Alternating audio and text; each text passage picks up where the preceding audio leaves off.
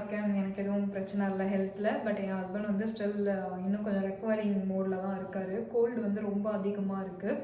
இப்போ வந்து இன்றைக்கி என்ன நைட்டில் நான் vlog எடுக்கிறேன், மார்னிங் ஃபுல்லாக ஒர்க் ஆக்கியபைடு. இப்போ வந்து ஒரு ஹெல்த்தியான டின்னர் வந்து பார்க்க போகிறோம். ஏன்னா ஃபீவர் கோல்டு அப்படின்னு இருக்கிறதால நிறைய சாப்பாடு வந்து நம்மளால் சாப்பிட முடியாது. மத்தியானம் வந்து ரசம் வச்சு சாப்பிட்டோம்.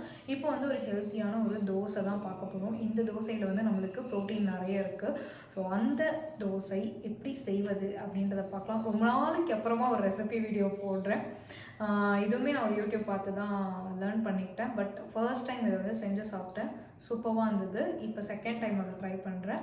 ஸோ செகண்ட் டைம் ட்ரை பண்ணும்போது தான் உங்களுக்கு வந்து நான் வந்து இதை வந்து காட்டுறேன். நீங்களும் இந்த மாதிரி வந்து ஈஸியாக எப்போவுமே அரிசி உளுந்து இதில் தோசை போடுறத விட இந்த மாதிரி நிறைய டிஃப்ரெண்ட் டைப் ஆஃப் தோசைஸ் வந்து இருக்குது. அதை வந்து நீங்கள் வந்து ட்ரை பண்ணுங்கள். ஸோ இப்போ வாங்க நம்மளோட ப்ரோட்டீன், அதாவது இது பச்சை பயிரில் பண்ண போகிறேன். இந்த தோசையை வந்து எப்படி பண்ணலாம், அதுக்கேற்ற மாதிரி ஒரு சட்னியும் வைக்க போகிறோம். ரெண்டுமே இந்த வீடியோவில் ஷார்ட் அண்ட் ஸ்வீட்டாக பார்க்கலாம். வாங்க வீடியோக்குள்ளே போகலாம். நான் ஊற வச்சுருக்கேன்னு பார்த்தீங்கன்னா 1 டம்ளர் பச்சை பயிரை ஊற வச்சுருக்கேன். இதில் வந்து வெந்தயம் ஒரு சின்னதாக ஒரு பொடி வந்து போட்டிருக்கேன்.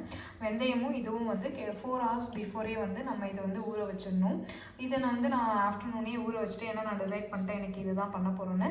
இது இப்போ எப்படி அரைக்கிறது அப்படின்றத நம்ம வந்து நம்ம ஊற வச்சிருந்த பச்சை பயிரை வந்து ஃபுல்லாகவே மிக்ஸி ஜாருக்கு மாற்றியாச்சு. அது மிக்சியில் அரைச்சா போதும். இப்போ வந்து இஞ்சி ஒரு துண்டும் பூண்டு போடுறேன். இதில் வந்து 1/2 டீஸ்பூன் மிளகு, ஸோ 1 டீஸ்பூன் வந்து ஜீரகம், கொஞ்சோண்டு வந்து பெருங்காயம் தூள் வந்து போடுறோம். உப்பு கொஞ்சம் போட்டுட்டு கொத்தமல்லி. ஸோ இது எல்லாத்தையும் வந்து இப்போ அரைக்கணும்.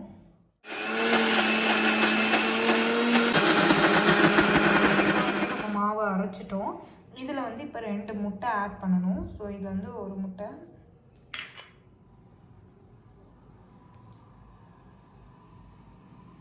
ஆட் பண்ணி இதை வந்து நல்லா கலக்கணும்.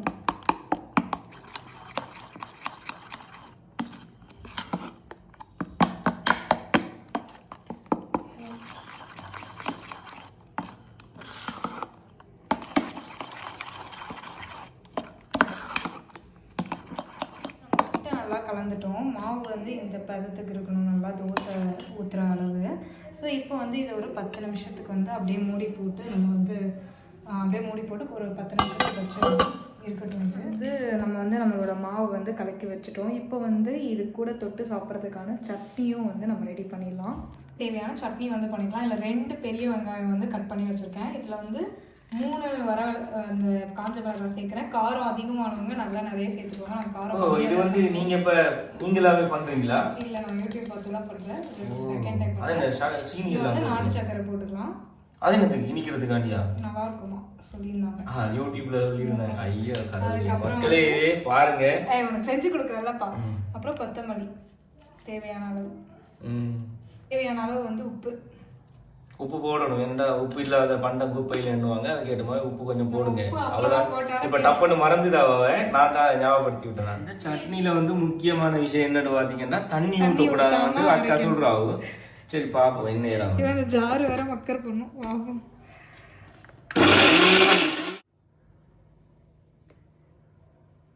கருப்பட்டி என்னது சிரிப்பு நல்லா இருக்கு. டேஸ்ட் வந்து நல்லா இருக்கு. இப்போ வந்து நம்ம ப்ரிப்பேர் பண்ணி வச்சிருக்கிறதுல வந்து என்ன அந்த சட்னி மாதிரி மாவுல என்ன வாய் பச்சை பயிறு புரோட்டீன் மாவு. ஓ, ஹெல்த்தி தோசை. உங்களுக்கு உடம்பு சரியில்லை அதுக்கு. ஓகே, வந்து ஹெல்த்தியா வந்து சொல்றேன்.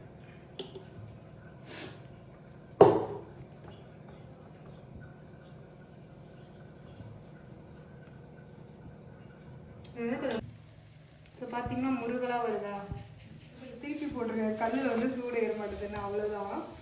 இது வந்து என்னோட ஹஸ்பண்ட்க்கு டேஸ்ட்டு கொடுப்போம். எனக்கு 2 போதும். எனக்கு 2 வேணாம். பாருங்க மக்களே, பாசிப்பயிரை வச்சு தோசை சுடலாம். உங்க வீட்டிலையும் ட்ரை பண்ணுங்க. அந்த வைஃப் எப்படி பண்றாங்கன்னு பாருங்க. டேஸ்டிங் இப்படிதான் சுட சுட வந்து சாப்பிடுவாரு. நம்ம புது வீட்டில் பிரச்சனை இல்லை, நீங்க அந்த சைடு உட்காந்துக்கலாம் கவுண்டர்ல. இந்த சைடு சுட்டு நீங்க உட்காந்து அழகா சாப்பிட்டுக்கலாம். ரெடி இருக்கு. டேஸ்ட் எப்படி இருக்குன்னு ஹானஸ்ட் ரிவ்யூ. ஓகே, நானும் இந்த மாதிரிலாம் சாப்பிட்டதில்ல. அருமையாக இருக்கு. உண்மையாகவே நல்லா இருக்கா? இது எவ்வளோ சத்து, இதில் முட்டை இருக்கு. அதான் அதை கடிச்சு போக்குள்ள ஓம்லெட் கறி விட்டு உள்ள போகிற மாதிரி ஒரு ஃபீல் நல்லா இருக்கு. ஆனால் தோசை வந்து இதில் முட்டை சேர்த்துக்கலாம். லாஸ்ட் டைம் முட்டை சேர்க்காம சுட்ட சாப்பிட்ருப்பீங்க, அது 5 வகை பயிறு போட்டு. இது வந்து நான் முட்டை சேர்த்து சுட்டு பார்த்தேன். ஒருத்தவங்க சொன்னாங்க முட்டை சேருங்க, சூப்பராக இருக்கும். சட்னி சட்னி அது நல்லா இருக்கும். என்ன சிரிச்சுட்டே சொல்றது? இல்ல அப்பவே உரைச்சமா இருந்தது, இப்போ உரைக்கல இனிக்குது. ஏன்னா நான் சக்கரை போட்டு கொஞ்சம் அதிகமா சக்கரை போட்டேன், நாட்டு சக்கரை. ஓகே, இன்னும் வந்து அவருக்கு சரியாகல. ஆனா இப்போ இந்த வாய்க்கு வந்து காய்ச்சல் வாய்க்கு வந்து இந்த சட்னி கொஞ்சம் நல்லா இருக்கும், சுருக்குது. டேஸ்ட் தெரியுதா? நல்லா இருக்கு. அதே மாதிரி உங்களோட வீட்டுல ட்ரை பண்ணுங்க, இப்படி பாசி பயிரை வேஸ்ட் பண்ணாம பண்ணுங்க. ரொம்ப ஈஸி வேற. 4 hours முன்னாடி கூட வச்சிட்டீங்கன்னா வீட்டுல டக்குன்னு அரைச்சு புளிக்க வைக்கலாம் தேவையில்ல. தோசை பாத்தீங்களா எவ்வளவு சூப்பரா வருதுன்னு. இந்த உளுந்து அரிசியில கூட இப்படி ஒட்டாம கல்லுல வருமானது டவுட், பட் இது வந்து சூப்பரா வந்தது.